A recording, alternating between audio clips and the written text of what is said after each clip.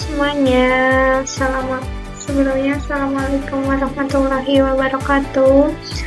Perkenalkan, nama saya Yuri Dwendriani dengan NIM 121230097. Nah, di sini tuh saya akan mempresentasikan mengenai review artikel dengan judul Fabrication of Binarless Metal Electrodes for Electrochemical Water Splitting. Nah, di sini tuh sudah tertera ya jurnalnya. Kemudian di sini juga ada doi dari jurnalnya. Jadi mungkin teman-teman bisa langsung akses kalau ingin tahu lebih dalam mengenai jurnal ini. Nah, di sini tuh kita akan membahas topik yaitu salah satu solusi teknologi yang sangat penting nih untuk mendukung transisi global menuju energi bersih, yaitu tadi dengan fabrikasi elektrode tanpa binder untuk pemisah air elektrokimia. Nah, mungkin di sini saya akan menyampaikan dulu mengenai latar belakang dari teknologi ini. Kita akan memahami nih apa latar belakangnya. Kita next aja ya. Kita masuk ke latar belakang, dimana pada latar belakang ini tuh nanti kita akan memahami dari meningkatnya permintaan untuk hidrogen hijau dan bagaimana teknologi elektrode tanpa binder dapat membantu meningkatkan efisien elektrokimia dalam proses produksi hidrogen tersebut. Nah, sebelum itu kita ulas dulu apa sih hidrogen hijau itu tuh. Mungkin masih belum terlalu familiar atau beberapa ya yang masih menurutnya asing gitu. Nah, di sini tuh energi hidrogen hijau tuh lagi banyak nih, semakin banyak nih dibicarakan dalam dunia energi terbarukan. Nah, apa sih energi hidrogen hijau tuh? Nah, hidrogen hijau itu tuh adalah hidrogen yang diproduksi melalui elektrolisis air dengan menggunakan sumber energi terbarukan seperti energi surya ataupun angin. Nah, proses elektrolisis air itu tuh dia mengubah molekul air menjadi hidrogen dan oksigen menggunakan energi listrik. Apa yang membedakan hidrogen hijau ini dengan hidrogen yang diproduksi dengan bahan bakar fosil? Nah, yang membedakannya itu bahwa hidrogen hijau ini tuh tidak menghasilkan emisi karbon sama sekali dalam proses pembuatannya. Nah, menarik sekali kan?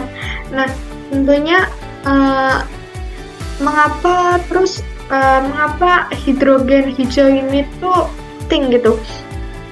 Hidrogen hijau ini tuh kenapa penting? Karena dia tuh memiliki potensi besar untuk menggantikan bahan bakar fosil yang saat ini masih banyak digunakan di sektor seperti transportasi, pembangkit listrik, industri, dan masih banyak lagi ya kan. Nah, salah satu keunggulan dari hidrogen hijau ini tuh adalah dari kemampuannya untuk mendukung tujuan netral karbon yang semakin menjadi fokus utama di seluruh dunia tentunya. Nah, saat ini tuh kita sedang mengalami krisis iklim yang mendorong negara-negara di seluruh dunia itu tuh untuk mencari solusi yang lebih bersih dan ramah lingkungan untuk menggantikan bahan bakar fosil ini nih. Nah, disinilah peran hidrogen hijau ini tuh menjadi peran penting. Nah, karena mungkin semakin banyak dibutuhkan si energi hidrogen hijau ini tuh, jadi permintaan hidrogen hijau ini tuh semakin meningkat. Nah, Seiring dengan meningkatnya komitmen global untuk mengurangi emisi karbon dan meningkatnya penggunaan energi terbarukan, permintaan hidrogen hijau ini tuh tentu akan semakin tinggi. Nah, hidrogen ini tuh tidak dapat digunakan sebagai bahan bakar transport, tidak hanya dapat digunakan sebagai bahan bakar transportasi yang bersih, tetapi juga dia tuh mampu berpotensi untuk menggantikan bahan bakar fosil dalam industri skala industri nih. Contohnya seperti pembuatan baja, pabrik kimia, dan energi listrik. Nah, selain itu hidrogen hijau ini tuh dapat digunakan sebagai pembawa energi yang efektif yang membantu menyimpan energi terbarukan dalam bentuk yang mudah disalurkan dan digunakan saat dibutuhkan nih. Nah, tadi kan hidrogen hijau ini kan diproses melalui elektrolisis air kan. Nah, namun dalam proses elektrolisis air ini tuh memiliki walaupun prosesnya memiliki potensi besar, tapi itu dia juga ada tantangan besar yang harus dihadapi untuk meningkatkan efisiensinya. Nah, proses ini tuh memerlukan elektrokatalis yang berfungsi untuk menurunkan hambatan energi aktivasi yang diperlukan untuk memecah molekul air menjadi hidrogen dan oksigen.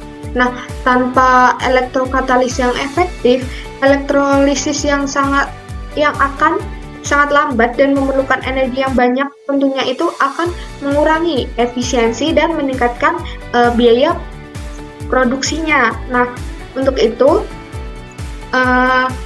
elektrokatalis ini adalah bahan yang digunakan pada elektrode untuk mempercepat reaksi elektrokimia pada proses elektrolisis. Nah, proses yang terjadi nanti akan diulas lebih dalam bagaimana reaksinya dalam proses elektrolisis itu bagaimana.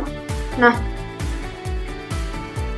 namun di sini tuh katalis konvensional yang digunakan dalam elektrode tuh sering dibatasi oleh degradasi bindernya.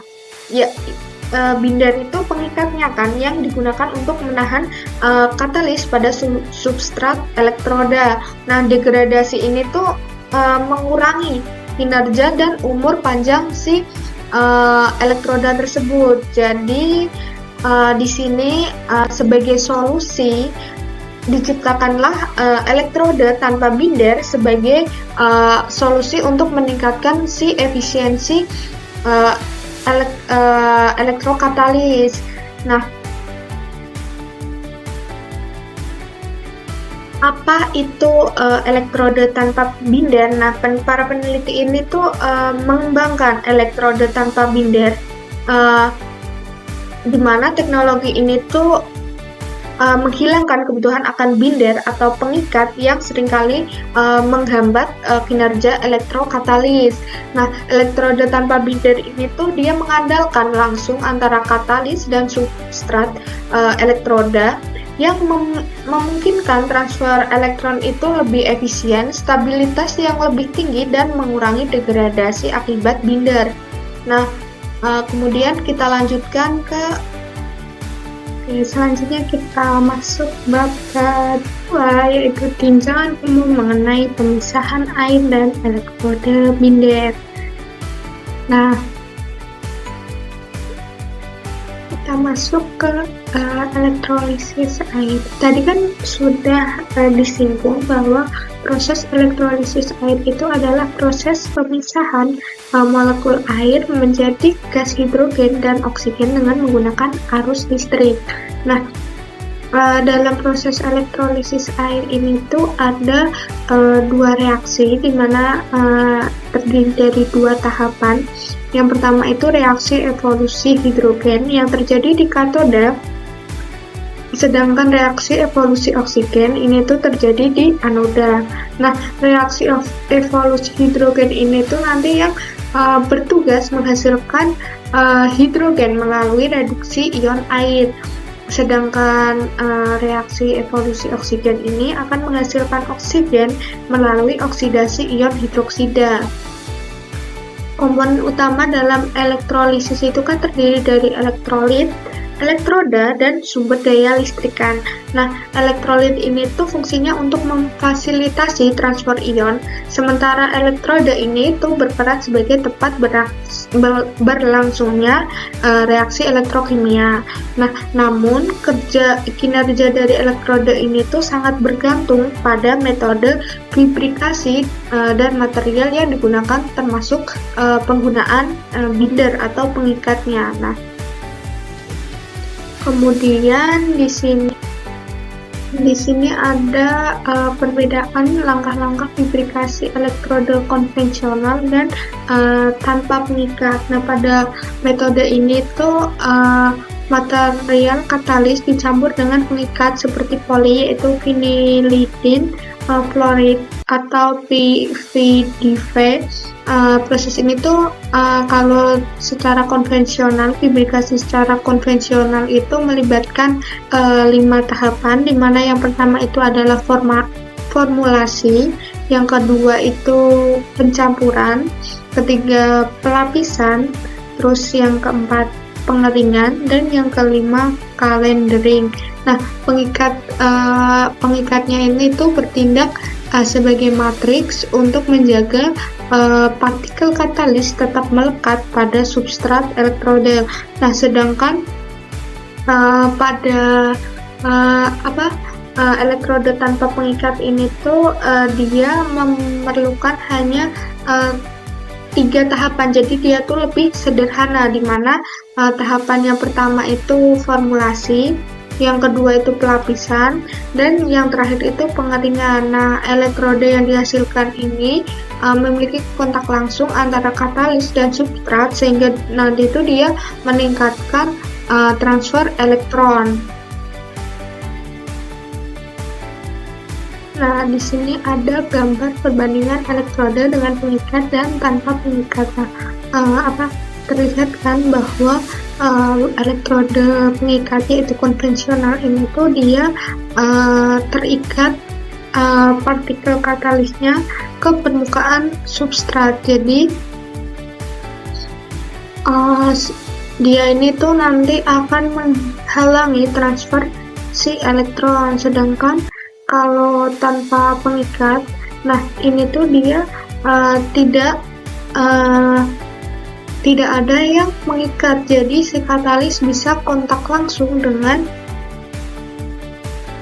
substrat, sehingga transfer elektronnya itu tidak terhalangi. Untuk biasanya yang digunakan tadi kan sudah dijelaskan bahwa pengikat yang sering digunakan itu adalah PFDV. Nah, PFDV ini itu nanti akan bertindak sebagai matriks yang menyatukan katalis, tetapi dia itu memiliki beberapa kelemahan. Salah satunya itu tuh sifat isolasi listriknya yang menghambat transfer elektron antara katalis dan substrat. Selain itu juga PVDV ini tuh pengikat ini tuh rentan mengalami degradasi dalam kondisi operasi elektrolisis yang keras, seperti pada suhu yang tinggi, lingkungan asam atau basah, serta selama penggunaan jangka panjang. Nah, degradasi ini tuh tidak hanya mempengaruhi efisien elektroda, tetapi juga mencemari elektrolit dengan produk samping. Nah, sedangkan selain itu juga penggunaan pengikat juga dapat menyebabkan aglomerasi partikel katalis yang mengurangi luas permukaan aktif untuk reaksi. Selain itu juga pengikat ini tuh menciptakan hambatan dalam difusi reaktan menuju permukaan katalis yang akhirnya mengurangi efisiensi reaksi secara keseluruhan. Nah, jadi untuk sebagai solusinya itu kan tadi dijelaskan bahwa digunakan elektroda tanpa pengikat, di mana metode ini tuh nanti menghilangkan kebutuhan akan pengikat sehingga mengatasi masalah isolasi listrik dan degradasi material. Nah, dalam sistem ini tuh partikel katalis akan langsung melekat pada substrat sehingga tuh menciptakan kontak yang lebih baik dan untuk transfer elektron.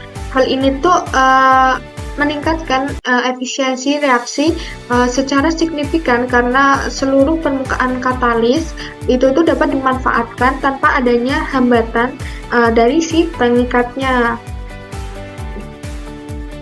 Nah,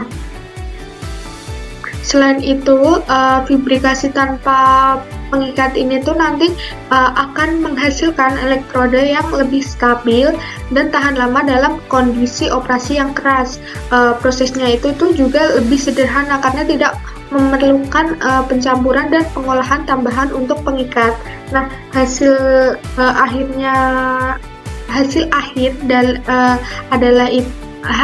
akhirnya itu yaitu dengan peningkatan efisiensi hingga 30-40% dibandingkan dengan elektrode konvensional. Nah, ini tuh telah dibuktikan beberapa studi eksperimental.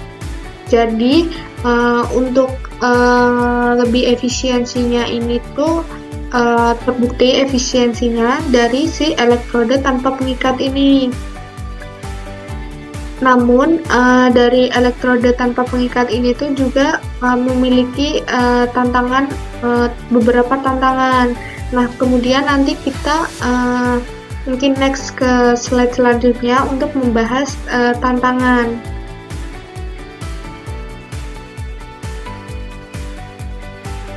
Walaupun tadi sudah disebutkan bahwa elektrode tanpa binder ini tuh menawarkan banyak keunggulan kan, seperti efisiensi yang lebih tinggi, terus kontak yang lebih baik antar katalis dan substrat, dan stabilitas kimia yang baik. Nah, namun tuh dia memiliki beberapa tantangan utama yang mungkin harus dihadapi nih. Nah, yang pertama itu stabilitas mekanik. Nah, tanpa mengikat, partikel katalis bergantung sepenuhnya pada daya rekat ke substrat elektrode. Nah, dalam kondisi operasi elektrolisis yang dinamis seperti aliran elektrolit, tekanan mekanis, dan perubahan suhu, terus partikel katalis yang beresiko terlepas dari substrat ini. Nah, ini tuh dapat mengurangi efisiensi katalitik dan memperpendek umur elektrode. Oleh karena itu diperlukan metode pelapisan atau deposisi yang menjamin keterletakan yang kuat antar katalis dan substrat. Kemudian kerapuhan lapisan katalis. Nah, lapisan katalis pada elektrode tanpa pengikat cenderung lebih rapuh dibandingkan dengan menggunakan pengikat. Nah, dalam operasi jangka panjang, terutama di lingkungan elektrolit yang keras seperti larutan asam atau basa, lapisan katalis ini tuh dapat merusak struktural seperti retak atau delaminasi. Nah, hal ini tuh dapat menyebabkan penurunan aktivitas dari katalitik dan umur si elektrodenya. Kemudian yang ketiga yaitu metode pelapisan dan vibrikasi. Nah, vibrikasi elektrode tanpa pengikat ini tuh dia membutuhkan teknik pelapisan atau deposisi yang lebih canggih untuk memastikan daya rekat katalis yang baik dan distribusinya itu merata. Nah, beberapa metode deposisi uap kimia atau CVD atau deposisi elektrostatik memiliki biaya yang lebih tinggi dan membutuhkan alat yang khusus yang dapat meningkatkan kompleksitas dan biaya produksi.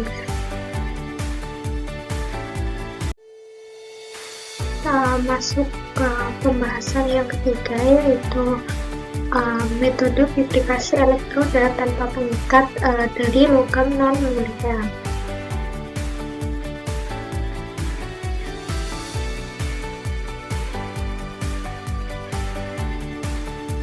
Dalam pengembangan elektroda tanpa pengikat, salah satu aspek penting yang perlu diperhatikan itu adalah material katalitik yang nanti digunakan. Nah, material ini tuh tidak hanya menentukan efisiensi reaksi elektrokimia, tetapi itu juga akan mempengaruhi biaya ketersediaan dan skalabilitas teknologi.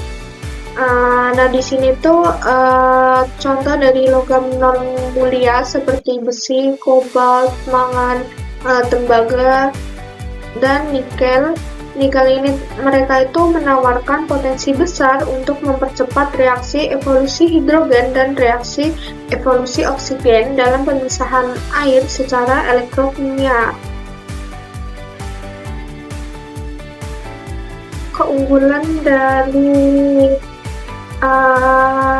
material logam non mulia itu sendiri, dia tuh terletak pada kelimpahannya di alam yang dibandingkan jauh dengan ketersediaan dari logam mulia seperti platina dan iridium. Nah, ini tuh nanti akan menjadi alternatif yang lebih ekonomis dan berkelanjutan, terutama untuk proses produksi hidrogen dalam skala besar. Nah, selain itu juga logam non mulia itu memiliki sifat katalitik yang unggul. Logam non mulia itu tuh sering digunakan dalam fabrikasi elektroda sebagai bahan pengikat karena konduktivitas listrik, terus memperkuat struktur elektroda dan memperbaiki adhesi partikel. Nah, ini tuh tidak hanya mengurangi biaya produksi, tetapi juga meningkatkan daya tahan dari si elektroda. Nah, oleh karena itu, penelitian mengenai katalis berbasis non-logam non mulia ini berfokus pada peningkatan performa dan stabilitas elektroda tanpa pengikat bahan tambahan, mencakup pengembangan katalis hingga karakterisasi elektrokimia. Nah, salah satu dari contoh logam non mulia ini tuh tembaga dan nikel yang menjadi kandidat utama nih dalam untuk pengembangan katalis, karena sifat dari kedua logam ini itu katalitik, terus juga stabilitas kimia dan daya tahannya itu yang sangat baik. Nah, tembaga memiliki aktivitas katalik yang tinggi untuk reaksi evolusi hidrogen dan reaksi evolusi oksigen. Sementara sifat redoks yang unggul dari nikel ini tuh memungkinkan kontrol aktivitas dan selektivitas yang presisi. Nikel ini tuh juga memiliki ketahanan terhadap korosi di lingkungan asam, sehingga dia tuh menjadikan cocok untuk aplikasinya. Kemudian juga kedua logam ini tidak hanya hemat biaya, tetapi juga berlimpah, jadi semakin menarik untuk digunakan dalam produksi hidrogen skala besar.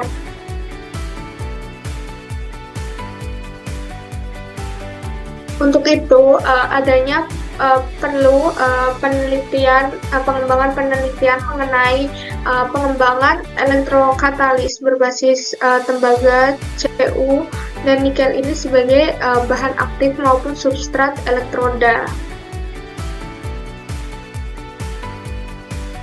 Oke, kita lanjutkan. Nah, di sini ada tabel dari berbagai metode fabrikasi elektroda tanpa pengikat. Di sini tuh yang pertama tuh adalah metode hidrotermal atau solvothermal, kemudian ada chemical batch deposition, kemudian ada electrode deposition, terus chemical or physical vapor deposition, dan kemudian yaitu laser purification. Nah, di sini udah ada keterangan bagaimana keuntungannya, kemudian kekurangannya itu apa, dan kunci parameter untuk metode ini itu apa. Nah, untuk lebih ke detailnya lagi, kita ulas satu-satu metodenya. Oke, kita masuk ke metode yang pertama, yaitu metode hidrotermal dan solvotermal, di mana kedua metode ini tuh sama-sama menggunakan pelarut, di mana kalau hidrotermal tuh dia menggunakan pelarut air untuk pelarut air yang pada kondisi di bawah suhu dan tekanan tinggi untuk membentuk bahan dengan kristalinitas dan morfologi yang terkontrol. Sedangkan untuk solvotermal sendiri, dia tuh menggunakan pelarut organik seperti etanol atau DMF untuk menghasilkan elektroda dengan homogenitas yang tinggi dan kinerja elektrokimianya tuh yang lebih baik. Nah, di sini tuh ada parameter utamanya. Yang pertama itu parameter suhu, dimana biasanya tuh antara 100 hingga 250 derajat Celcius. Terus untuk tekanannya sendiri itu otogenik, yang artinya tergantung bahan dan suhu. Kemudian tadi untuk pelarut kan udah disebutkan bahwa kalau hidrotermal itu pakai air dan solvotermal itu dia pakai pelarut organik.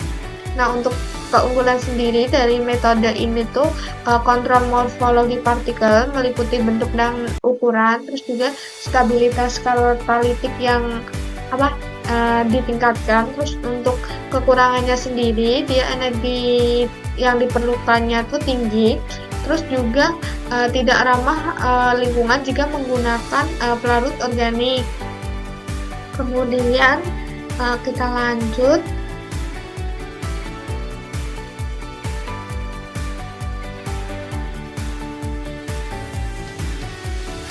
Dalam aplikasi elektrokatalitik, tembaga ini menunjukkan sifat oksidasi serbaguna, yaitu CuO, terus Cu+, Cu2+, Cu3+, yang mendukung aktivitas katalitik, terutama pada pemisahan air untuk reaksi evolusi hidrogen dan reaksi evolusi oksigen. Nah, substrat seperti busa tembaga dan nikel ini tuh sering digunakan karena struktur berpori dan konduktivitasnya yang tinggi, sehingga memungkinkan pertumbuhan struktur nano kompleks dengan luas permukaan yang lebih besar. Terus juga kombinasi metode sintesis ini tuh dengan material seperti CuO, NiCoP, dan paduan nikel NO telah terbukti meningkatkan efisien katalik, terus juga stabilitas dan ketahanan elektroda dalam berbagai kondisi operasional.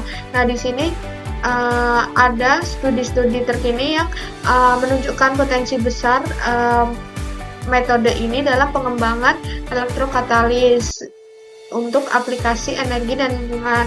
Di antaranya yaitu dalam studi oleh MADKK pada tahun 2021, dia melakukan sintesis kawat nano CuXO pada busa tembaga dengan proses dua langkah, yaitu korosi alkali oksida, di mana substrat busa tembaga ini direndam dalam larutan NaOH dan NH42S2O8 sehingga menghasilkan CuOH2 pada permukaan.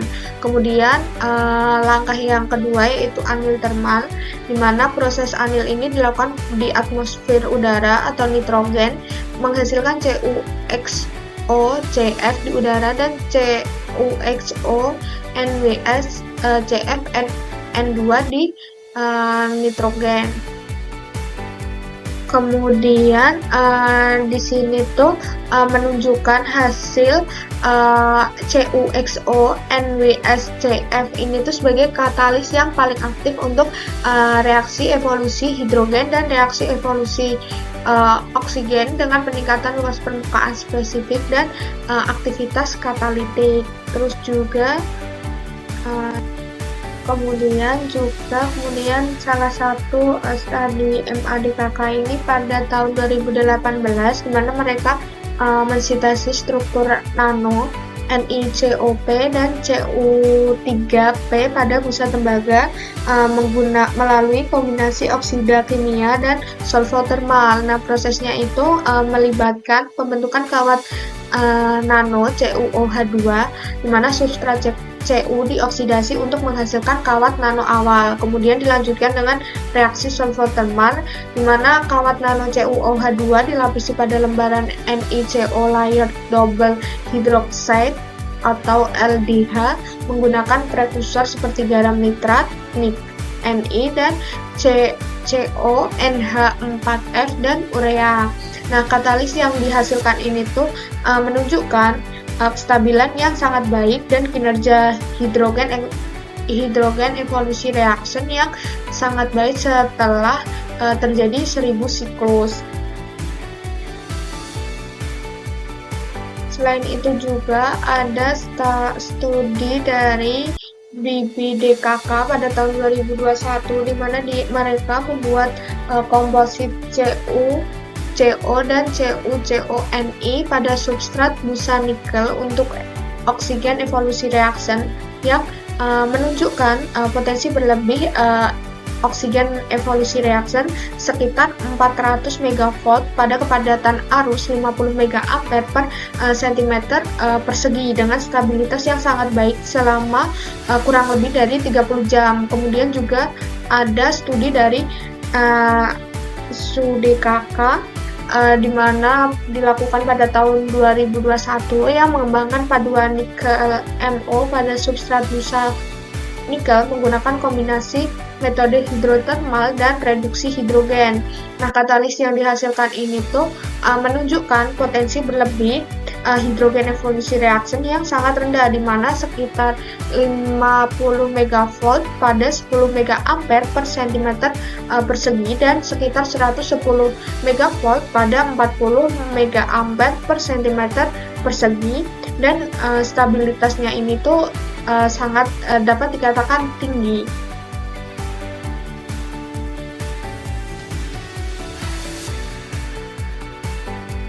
Kemudian masuk ke metode deposisi redaman kimia atau chemical bath deposition. Nah, metode ini tuh merupakan metode sederhana dan serbaguna yang digunakan untuk mensintesis lapisan tipis material pada berbagai substrat. Nah, teknik ini itu melibatkan pencelupan substrat ke dalam larutan kimia yang mengandung prekursor, di mana reaksi kimia itu berlangsung untuk mendepositkan material ke permukaan substrat. Nah, lapisan yang dihasilkan biasanya seragam dan memiliki daya rekat yang baik. Terus juga membuat karena dia memiliki daya rekat yang baik, jadi CBD ini tuh menjadi salah satu pilihan utama untuk fabrikasi elektroda tanpa pengikat dalam aplikasi elektrokimia.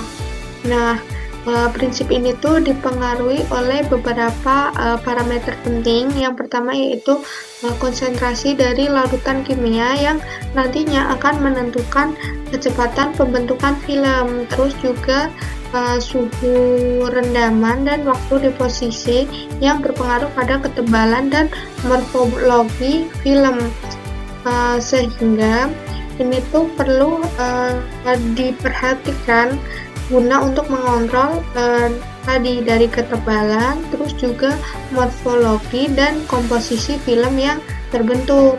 Nah, keunggulannya sendiri itu biayanya rendah karena tekniknya sederhana, kemudian juga ideal untuk lapisan pada substrat kompleks. Terus untuk kekurangannya tuh potensi kontaminasinya tinggi, terus juga kontrol ketebalan filmnya itu tuh masih sulit.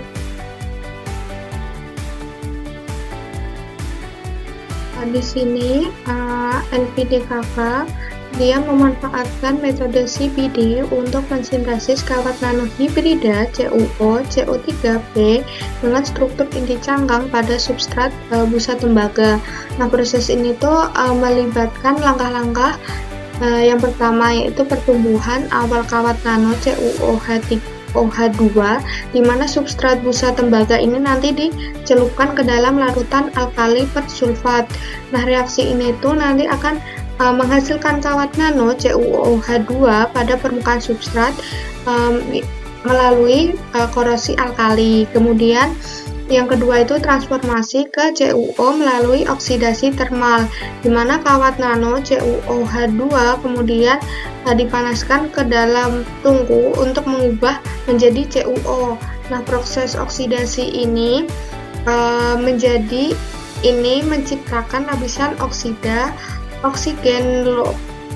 logam dengan sifat katalitik untuk reaksi evolusi oksigen. Kemudian ada fosfidasi ke Cu3P. Substrat yang telah terlapisi CuO diletakkan dalam lingkungan yang mengandung NaH2PO2 untuk menghasilkan lapisan Cu3P. Cu3 ini yang memiliki kemampuan untuk transfer muatan yang sangat baik sehingga meningkatkan efisien reaksi evolusi hidrogen. Nah, kawat nano hibrida CuO Cu3P ini memiliki struktur inti cangkang yang sifatnya tuh meningkatkan sifat hidrofilik dari kawat nano yang mengarah pada penurunan overpotensial dengan nilai efisien 10 sekitar 145 mV untuk hidrogen evolusi reaction dan 265 mV untuk oksigen evolusi reaction. Nah, selain itu juga kawat nano ini menunjukkan luas permukaan elektrokimia yang sangat baik, kemudian juga kemiringan travel yang rendah, serta stabilitas yang luar biasa selama diuji katalitik dan elektrolisis biofungsional yang berlangsung hingga 14 jam. Nah, proses ini tuh secara keseluruhan metode CBD ini tuh memberikan fleksibilitas dalam pembuatan elektroda tanpa pengikat dengan kemampuan untuk mengontrol sifat fisik, kimia lapisan yang diendapkan, sehingga tuh ideal untuk aplikasi elektrokimia ini. Kemudian kita lanjutkan ke metode elektrodeposisi, di mana metode elektrodeposisi ini tuh dia menggunakan prinsip kerja di mana ion logam diendapkan pada substrat konduktif dari larutan elektrolit menggunakan arus listrik. Nah, parameter utamanya yaitu yang pertama adalah potensi listrik, di mana tadi kan dia untuk mengendapkan ion logam dia menggunakan arus listrik, jadi potensial listrik ini tuh sangat berpengaruh, jadi nantinya dia akan mempengaruhi laju deposisi. Kemudian yang kedua yaitu ada kerapatan arus, di mana kerapatan arus ini tuh nanti yang akan mengontrol ketebalan dan komposisi dari film. Kemudian keunggulan dari metode elektrodeposisi yang pertama itu ada skala besar mudah dicapai, kemudian kontrol tinggi terhadap ketebalan film. Namun di sisi lain dia juga memiliki kekurangan. Yang pertama itu potensi deposisi tidak seragam, terus juga membutuhkan substrat yang konduktif. Di sini nanti akan dibahas beberapa studi yang meneliti lebih dalam mengenai metode elektrodeposisi. Yang pertama tuh Barati DKK menunjukkan pembuatan katalis Turner, yaitu nikel besi kobalt pada busa tembaga melalui pendekatan elektrodeposisi secara langsung. Substrat busa tembaga ini tuh nanti direndam dalam larutan yang mengandung garam klorida nikel, Fe, dan kobalt dengan konsentrasi nikel sebagai yang tertinggi. Nah, teknik ini tuh dilakukan dalam 2 langkah, yaitu yang pertama deposisi awal selama 10 menit pada kerapatan arus 20 mA per cm persegi diikuti oleh deposisi lanjutan selama 1 menit pada kerapatan arus 50 mA per cm persegi. Proses ini tuh nanti menghasilkan struktur nano dengan luas permukaan aktif tinggi dan efektif sinergis dari elemen logam transisi yang mempercepat pelepasan gelembung gas dari permukaan elektroda dan meningkatkan aktivitas elektrokatalitik. Nah, hasil uji elektrokimia menunjukkan lereng Tafel yang rendah untuk hidrogen evolution reaksi dan oksigen evolusi reaksi serta kinerja biofungsional yang sangat baik dalam elektroliser basa, di mana tegangannya hanya 1,6 volt, cukup untuk mencapai kecepatan arus 10 mA per cm persegi. Nah, efisien proses elektrodeposisi dan stabilitasnya ini menjadikan metode ini tuh ideal untuk memproduksi elektroda bebas pengikat dengan cepat dan efektif. Kemudian untuk studio DKK, di mana dia mengembangkan metode elektrodeposisi untuk menciptakan busa logam 3 dimensi pada substrat tembaga dalam waktu kurang dari 1 menit. Nah, proses ini tuh memanfaatkan gelembung hidrogen yang terbentuk selama elektrodeposisi sebagai tempat untuk menghasilkan struktur berpori dengan saluran terbuka untuk difusi elektrolit dan pelepasan gas yang efisien. Nah, studi ini tuh menghasilkan busa logam nikel kobalt dan nikel besi yang menunjukkan kinerja HER dan OER yang unggul dalam elektrolit KOH 1M.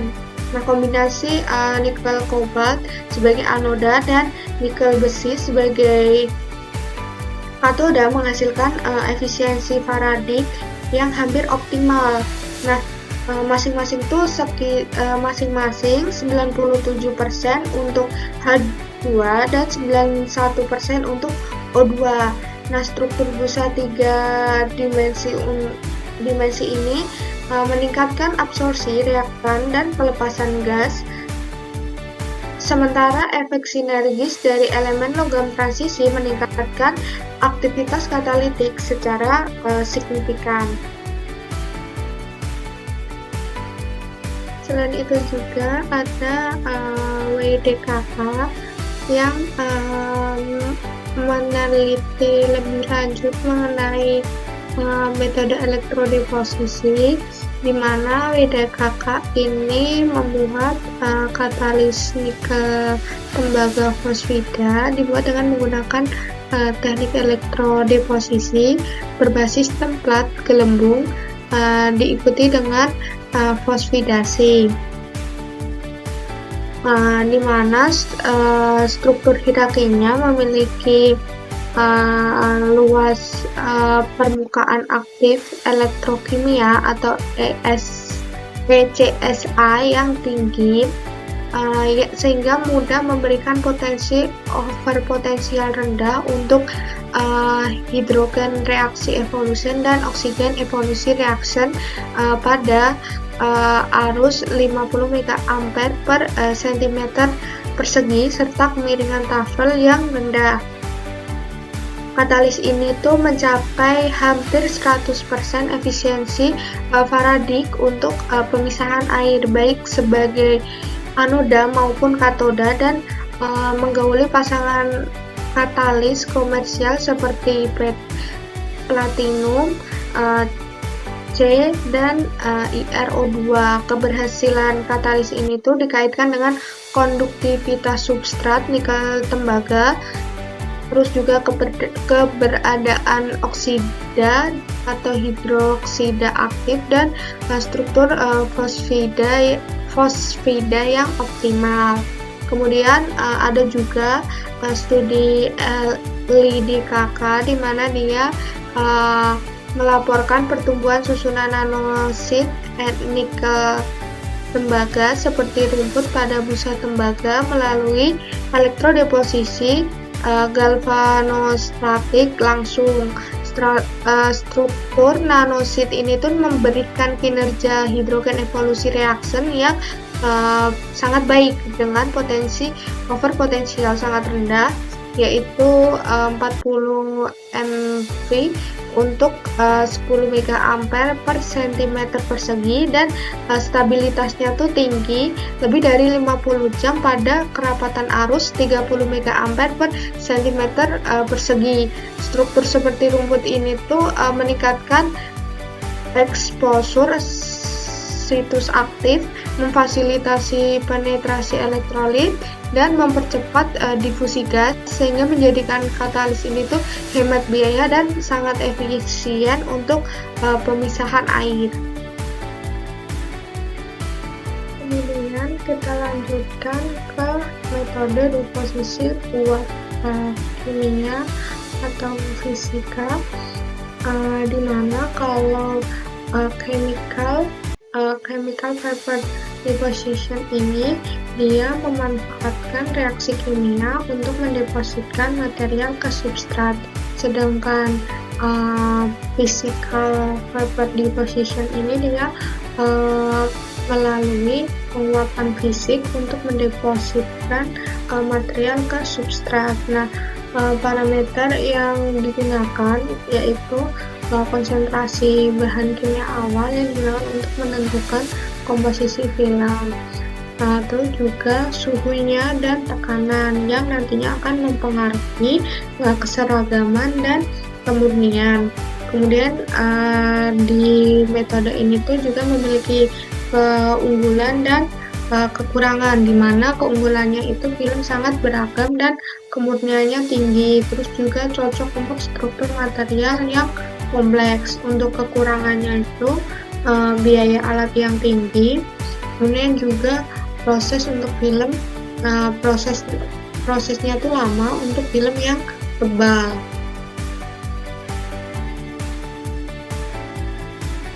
Di sini ada proses metode deposisi uap kimia, di mana ini tuh dia dengan bantuan aerosol, sehingga disebut dengan AACFD untuk menghasilkan film paduan bimetalik ruthenium kobalt pada substrat nikel chrome yang digunakan sebagai elektrokatalis dalam reaksi evolusi hidrogen.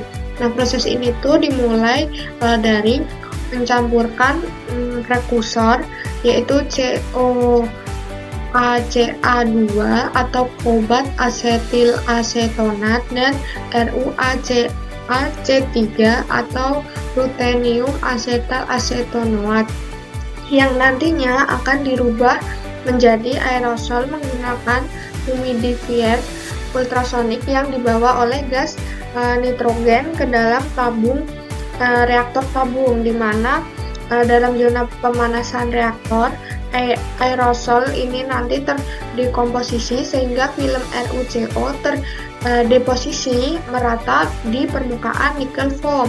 Nah, substrat nikel foam yang dilapisi ini itu akan nantinya menunjukkan permukaan yang berbeda dengan substrat yang tidak dilapisi dengan partikel kecil seperti situs aktif katalitik.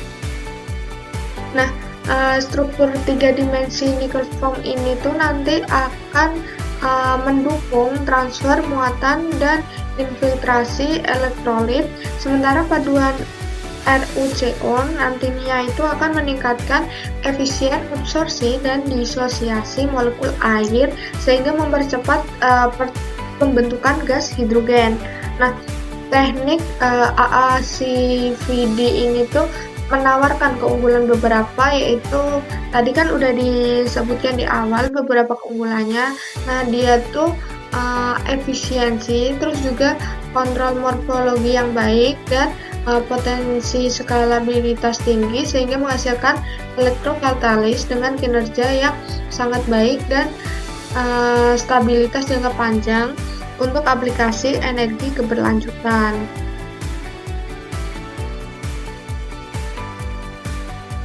Nah, di sini juga ada metode deposisi uap kimia berbantuan aerosol untuk menyimpan film tipis vanadium oksida pada substrat nikel yang berpori. Nah, ini tuh dilakukan penelitian oleh Pesan DKK. Nah, teknik ini tuh tujuannya untuk meningkatkan efisiensi reaksi evolusi oksigen.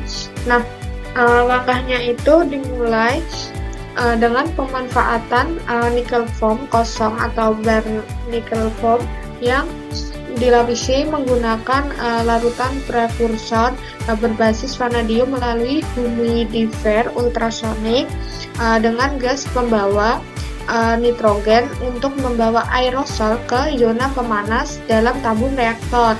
Dalam zona ini, vanadium oksida terdeposisi pada permukaan nickel foam membentuk lapisan skala nano dengan ketebalan yang terkontrol. Nah, di sini udah ada gambar di mana vanadium oxide mengalami deposisi di permukaan nickel foam.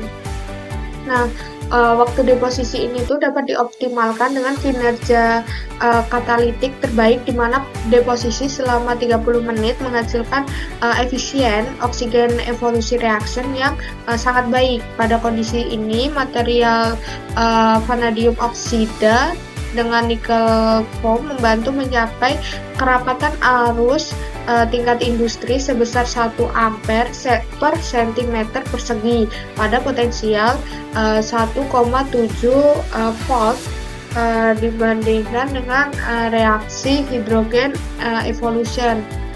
Selain itu juga material ini tuh menunjukkan kemiringan trafel rendah, yaitu sekitar 70 MV per sekon. Nah, konduktivitas tinggi serta stabilitas operasionalnya tuh selama 48 jam tanpa degradasi kinerja. Kemudian kita lanjut ke penelitian yang lain, di mana Bara DKK juga mengembangkan katalis film bimetalik nikel vanadium oksida pada busa nikel 3D dengan variasi durasi deposisi antara 60 sampai 180 menit. Nah, deposisi 180 menit ini menghasilkan katalis bertekstur nano dengan kinerja unggul dalam reaksi evolusi oksigen, termasuk onset rendah, kerapatan arus tinggi yaitu 1,2 ampere per cm persegi pada 1,65 volt. Nah, kemiringan trafel ini tuh juga rendah, yaitu 60 MV per sekon, dan stabilitasnya itu selama 24 jam. Nah, kinerja ini tuh mengungguli katalis berbasis retunium dalam kondisi basah. Kemudian juga ada Ehsan Khan yang mempelajari NiMO4 nanoseed yang berbentuk bunga, dan menemukan bahwa waktu deposisi 1 jam itu memberikan hasil yang terbaik dengan potensi rendah, dengan kemiringan tafel itu juga kecil, dan stabilitas oksigen evolution reaksinya itu juga tinggi. Kedua studi ini tuh menyoroti pentingnya kontrol parameter deposisi dalam HACVD untuk menyesuaikan sifat katalis, terus juga pengembangan teknologi konversi dan penyimpanan energi. Kemudian juga ada San DKK yang dia tuh meneliti metode deposisi uap fisik dengan metode throughput tinggi berbasis co-sputtering untuk sintesis katalis paduan nikel NiMO yang hemat biaya dan bekerja tinggi pada reaksi evolusi oksigen dan hidrogen.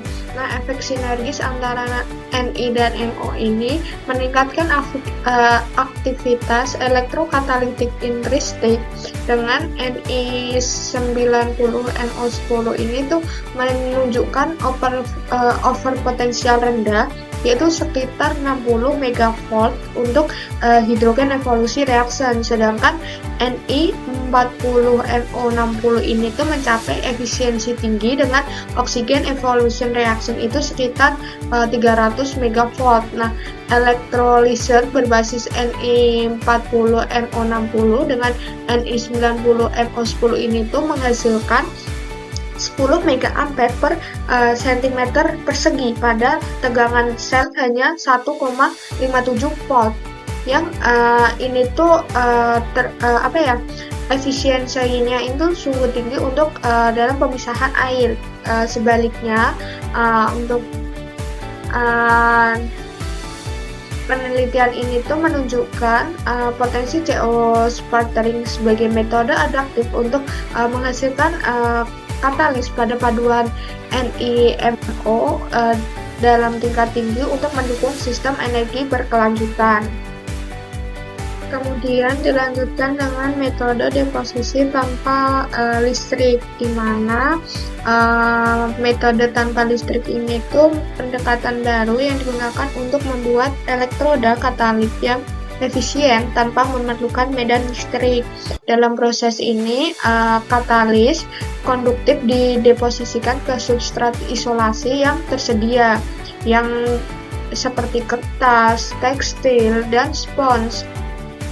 Redaman kimia yang digunakan mengandung garam logam yang diinginkan untuk pelapisan seperti NiCl2 untuk pelapisan nikel, serta zat pengkompleks untuk menstabilkan ion logam, dan zat pereduksi untuk mereduksi ion logam ke bentuk logam tanpa oksidasi. Proses ini tuh bersifat autokatalitik, tidak memerlukan kondisi ekstrim seperti suhu tinggi atau vakum, dan juga dapat diterapkan pada substrat non-konduktif. Terus juga parameter utamanya yaitu tadi, karena dia membutuhkan zat pengkompleks, jadi komposisi larutan ini tuh perlu diperhatikan. Terus juga suhunya, karena suhu nantinya ini akan mempengaruhi laju reaksi kimia. Keuntungan dari metode deposisi tanpa listrik ini tuh tidak memerlukan substrat konduktif, juga selain itu fleksibel dan cocok untuk substrat ringan. Untuk kekurangannya sendiri yaitu stabilitas film dapat lebih rendah dibandingkan dengan metode lain.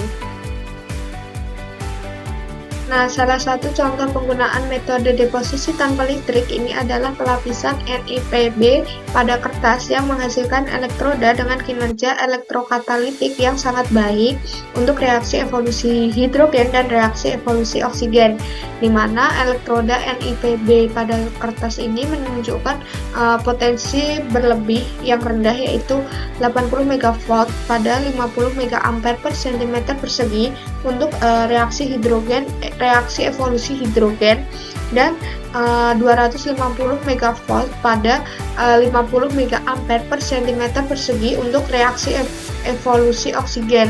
Nah, bahkan pada kerapatan arus tinggi 1 ampere per cm persegi, elektroda ini tuh tetap stabil selama lebih dari 240 jam dalam larutan KOH 1 M.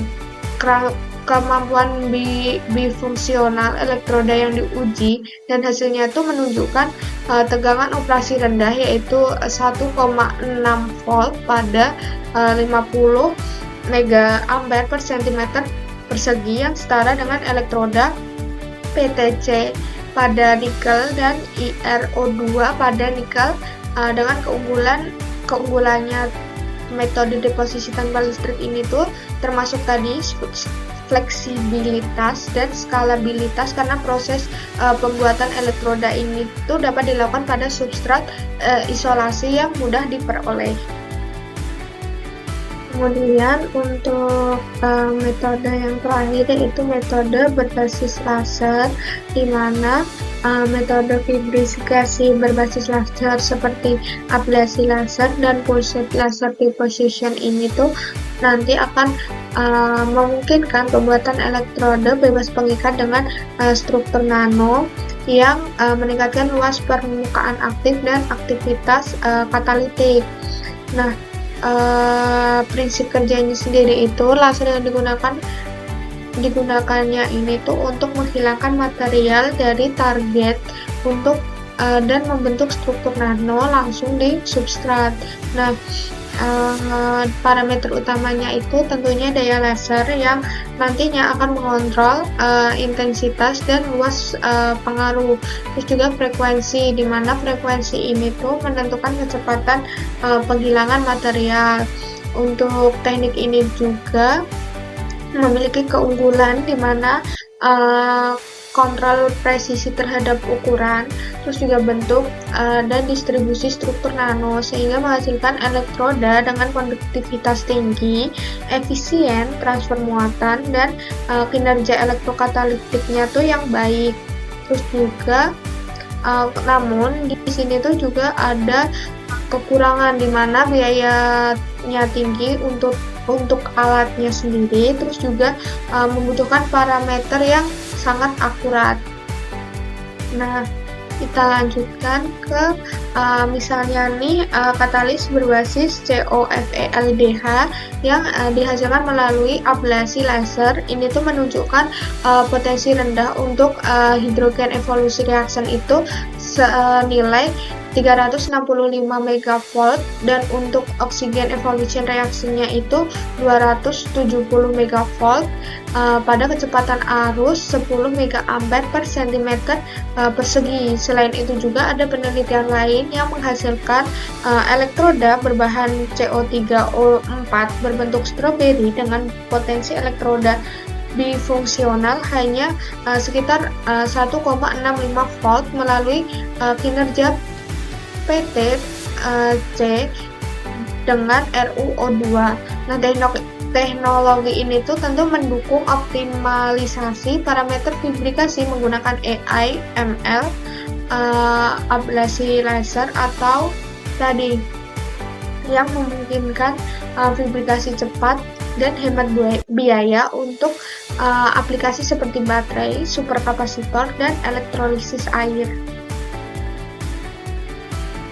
Kita masuk ke bab yang terakhir, yaitu kesimpulan, di mana dari penjelasan yang telah saya sampaikan tadi dapat disimpulkan bahwa